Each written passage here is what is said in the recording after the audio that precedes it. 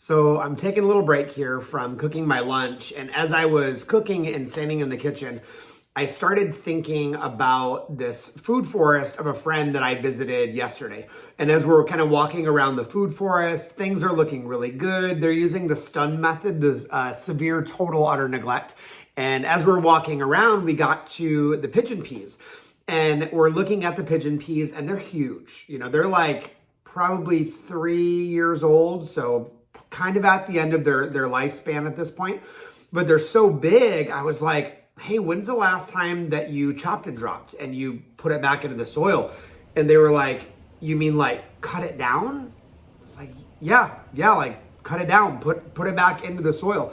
And they were like, oh no, we don't want to do that. This is a nitrogen fixer. And I just kind of looked at them and I realized how common of a mistake it is to not understand the purpose of those beans and peas and legumes that are in our food forest systems. Now, obviously there's a whole other class on this that's 30 plus minutes long, but long story short, those beans and peas and legumes, the pigeon peas, the comfrey, those things have to die in order for us to get the benefit. Now, they don't have to kill the whole plant, but we do have to chop them off above ground. So that way the nitrogen is actually released from the nodules in the roots. So really, if we're growing pigeon peas or cassia, if you're in the northern climates, if you're doing honey locust or black locust or lead plant, false indigo, if we're not chopping them and dropping them at some point in the season, we're not getting that nitrogen kickback in the way that we could. Now, yeah, you're getting,